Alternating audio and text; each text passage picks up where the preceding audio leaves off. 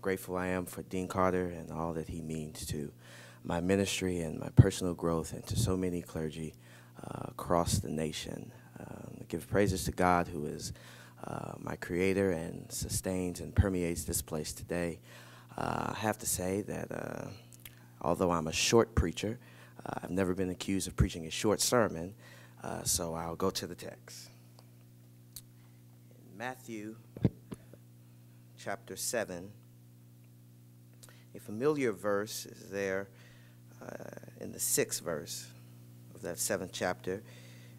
It reads, "Do not give what is holy to dogs, and do not throw your pearls before swine, or they will trample them underfoot and turn and maul you." And for the time that is ours to share, I want to talk from the topic, stewards of the sacred. Stewards of the sacred. The memory of a curious day in the 1st grade at Rosenberg Elementary School rests permanently etched in my memory as our class cursorily discussed the atrocities of a government experiment in Tuskegee, Alabama. For 4 decades, 1932 to 1972, the United States Department of Public Health Services jeopardized the welfare of several hundred black bodies as they undertook a deceitful study of the progression of untreated syphilis, which infamously became known as the Tuskegee experiment. Quintessential of American muteness on major issues, the participants in this pitiful project, those 600 Alabama sharecroppers, were never informed that they had contracted syphilis, nor were they treated for the disease. Researchers even failed to treat patients properly after the 1940s confirmation of penicillin as an effective cure of syphilis. And through this conspicuous marriage of racism and science, which Cornel West contends primes the pumps of modern Western discourse, the government devised and operated according to a skewed litmus test of human worth. And these state-sponsored researchers, they cheapened and discarded human life with little to no hesitation for the sake of science. Catastrophically and blasphemously similar to the motivations of the Tuskegee experiment, we too find ourselves obscuring the incessant importance and the perpetual primacy of people. Because when we diminish the imperative of persons, we construct monstrous travesties. And maybe this is what has infected and diluted the thrust of our ministries, because we do our work of God for the people we're called to serve with them as an afterthought and not as a foreground. Because I think I should say today that it's not doing ministry for ministry's sake, but ministry is for people. The same way science is for people, the same way politics is for people, ministry is for people. And the problem is so many of us have diluted and discarded the fact that when we're called into ministry, we've been called to serve people.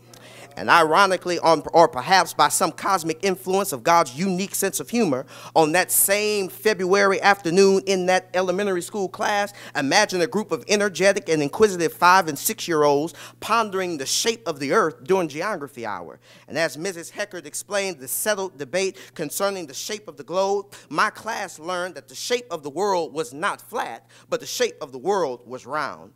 But before the alarm signaled for the commencement of recess, Jeff, one of the 2 African Americans in the class, bursting out of his introverted shell, exclaimed, "I don't know anything about the earth being flat. I don't know anything about the earth being round, but I do remember that my father tells me that the world is in bad shape. And may I posit to you on this occasion that the poor shape of the world," which I do agree with Jeff's father, the poor shape of the world hinges on the poor treatment and the poor view of people. Because let us no longer cast what is holy to dogs, and let us no longer throw pearls to swine. Instead of living cemented in the relation as strangers, God is calling us to live and be stewards of one another. When Christ becomes that dynamic center of cohesion for you, then you realize that your worth is connected to everybody else's worth, because you've all been connected, stitched, and shaped by God. I actually hear whispering through the dark nights of America, sounding the living rhetoric of resilience, as those Bond person says, "Ain't no stranger now. I ain't no stranger now. I've been introduced to the Father and the Son. I ain't no stranger now." In our pericope, we locate the penniless prophet from Palestine, Jesus, smuggling a lesson of human belonging and worth to an aggregation of indigent, poor, and disimpassioned Jewish persons, his disciples. And as the multitude swelled because of his radical teachings and public miracles, Jesus, he retreats to a mountain to instruct his disciples. And in the context of this prophetic exhortation on the side of a hill, which we call the Sermon on the Mountain, Jesus takes up the propensity of people to obscure their own frailty and duplicity in an attempt to accentuate the problems of other people. And can I say this? How transformed would our world be if we were able to recognize and check the times when we've been swallowed up by our own self-contradictions? But here it is. While much of the interpretive history of this verse remains ambiguous and often extracted from the context of the preceding verses, I want to concur with New Testament scholar Clarence Jordan by reading this verse as a final note in Jesus' treatment of interpersonal judgment and relationship. Because this passage buds in response to the hypocrisy and the blind spots of his religious tradition. And I should say that Jesus here, he proffers a piercing warning that has transcended the particulars of time, because in this 6th verse of this Matthean passage, Jesus looks at those poor people and he tells them, do not give what is holy to dogs, and do not throw your pearls before the swine, or they will trample them under their foot and then turn and tear you to pieces. And in this challenge of discipleship, we learn to work through the complexities of human personality, because Jesus tells us here that what's sacred and what's precious is the human person, because that's what we've been called to serve. And can I say, my brothers and my sisters, you'll never be effective in ministry until you decide what's sacred for you, until you decide what's precious for you. And if you obscure the role of people, you obscure the role of the ministry. Subtly, this text teaches us that we have to have a proper perspective. If you read this as a parabolic iteration of the preceding 5 verses, that Jesus relates the sacred, Jesus talks about pearls as human persons. And as the authors of Matthew draw attention to who inappropriately and blasphemously cast and give precious and sacred to the corruptible, he directs the reader and the listener to reevaluate how they handle God's people. Because if you'll be honest, we consistently misjudge the worth of our human compatriots, probably because we've been maimed by materialism and we've been seized by superficial indicators of status, and therefore we criminally negate the sanctity of who God has called us to be and what God is making everybody else into. Because the sanctity of human personality establishes each of us on the same plane. But the custodians of power have guided our thinking, which has caused many of us to invest significant energy and time into the maintenance of imaginary boundaries instead of seeing the physical and the divine worth that God has endowed in each and every one of us.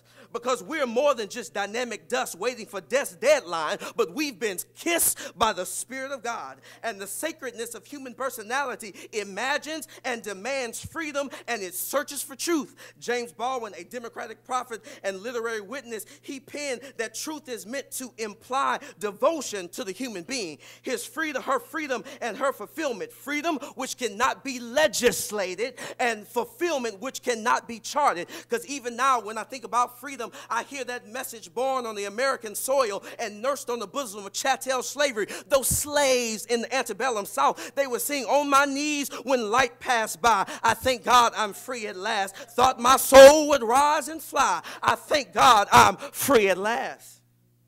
In the Greek, this word sacred, it figuratively denotes belonging to the divine or being set aside for God. And the sacred and the pearls are not ideology, systems, practices, material, but they are people, because people bear the permanent imprint, the immovable inscription of the divine on their hearts. And the sacred, it marks our entire being, because no category, no system, no party, no tradition, no skin color, no doctrinal formulation, no privileged set of rituals is more sacred than who God is shaping us to be. Because I've been shaped, molded, crafted in the image of God, so I need to stop sacrificing my value and my freedom on the altar of capitalism, because I'm what's worth it. I'm who God came to save, and I'm worth it to God. We need a proper perspective of the irreducible sacredness of human personality. And Jesus lets us know today that there's some sky in me, some love in me, some good in me, some worth in me, some God in me. And if you believe that, you ought to be able to say, I am the beloved of God. God's Spirit rests on me, and in me God finds favor because I'm sacred and I'm precious in His sight. This idea of horrible perspective is really crystallized for me when I thought about the Olympics of 2004 in Athens, when Matt Emmons was expected to take home the gold medal in rifle shooting. But on that final Sunday of the Olympics, Brother Emmons was sitting pretty with only 8 points to go until he clinched victory. And according to the interview, Emmons, as he stood at the line 50 meters away from the target, he said that he was trying to remain calm because he knew victory was so close at hand, and all he had to do was make a single shot. But as he's sitting there pulling back, shooting this rifle, getting ready to take the goal, he shoots the arrow, and the arrow hits the bullseye. And he gets so excited because he just thought that he won the game because he hit the bullseye and got all the points. But then as he noticed that his score did not change, he found out that he hit the bullseye, but it was in the wrong lane, that he had all the right skills, but he had the wrong perspective. And that's what's wrong with so many of us trying to do ministry. We have all the right skills, all the right tools, but our perspectives are skewed. Let's be clear. Although we are sacred, we're also predisposed to problematic practices in the everyday. Because in our society, many persons commit to and live to the understanding of these problematic practices, because the character of this text I find most enduring and gripping is that Jesus acknowledges at once the worth and the fragility of what it means to be human. This sort of gestures towards what Paul Tillich calls the complexio oppositorum, because with all of our complexities, all of our problems, all of our dismays, all of our inhibitions, all of our insecurities, all our failures, we still belong to God, and we're useful to God. Despite imposterous impulses, taxing taxes, duplicitous dealings, narcissistic needs, onerous opinions, problematic people are still sacred and precious in the purview of our God. Human personality is sacred, although human actions are fallible. And countless persons have tasted the tart fruit of hypocrisy, and as government and homes and churches have belied their understanding, left with the bitter aftertaste to remind them of the pain, the marginality, and the exclusion, people hopelessly retreat from one another, and the precious pearls of personality have been abandoned. But looking again at this pericope, the dogs and the pigs, they respectively symbolize destructive agents and corrupting realities. You have to acknowledge in Jewish culture that the swine were defiling agents in their culture, and dogs were seen as wild animals. That means that these things destroy. And if you be honest with yourself, you have to say that we too have handed each other over to the trampling carnivores of human frailty, systemic subjugation, and perverse narrowing of democratic vision and action. Is this not a vivid image of the situation imposed on the underclasses of people in our nation? People are trampled under the feet of pigs. When efforts purported to protect the public but instead pad the pockets of the few, people are trampled under the feet of pigs. With a prison industrial complex animated by economic chauvinism, people are trampled under the feet of pigs. With a public education system perpetually leaving children behind based on zip codes and familial earning power,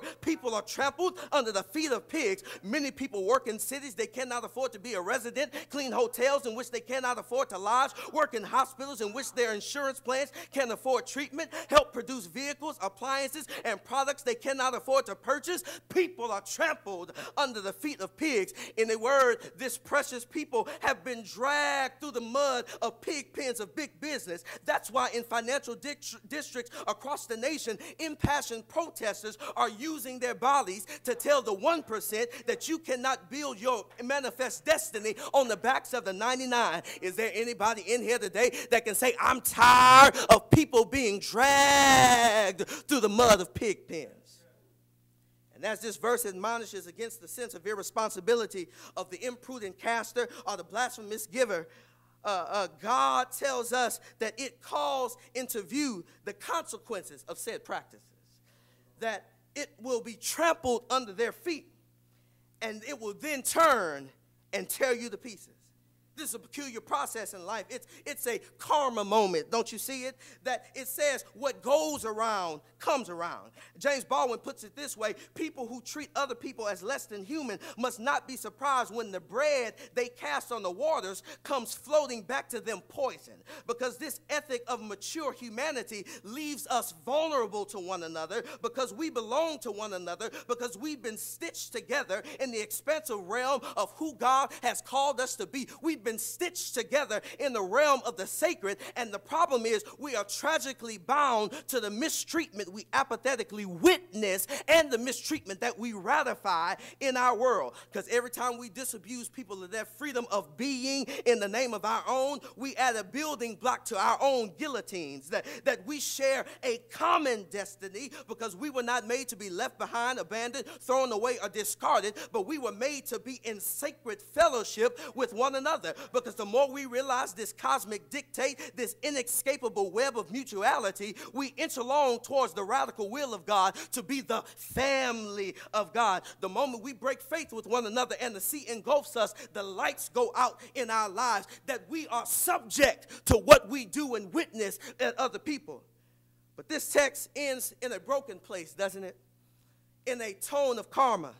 And I plead your forgiveness now, because my theological commitment to hope pushes me to reimagine the meaning of this culmination. Because in this broken scene of shattered pearls and broken flesh, I glean a hopeful insight from the work of Ernest Hemingway, because he says the world breaks everyone, but in the broken places, people are made strong.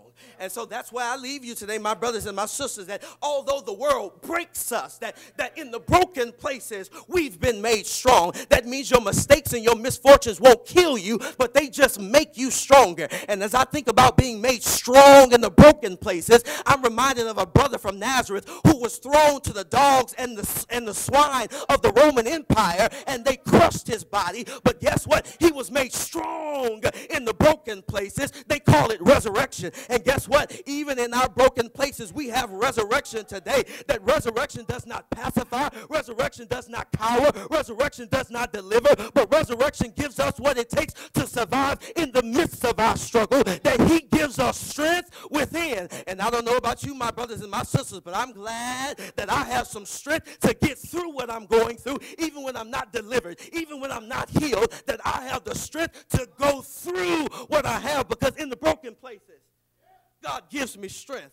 But the strength we have, it works together. And so, my brothers and my sisters, remember, we've been stitched together, and we reemerge together as one unit. So in the sake of those old bondspersons who shed blood and gave tears, that walk together, children, don't you get weary. Talk together, children, don't you get weary. Walk together, children, don't you get weary. There's a great camp meeting in the promised land.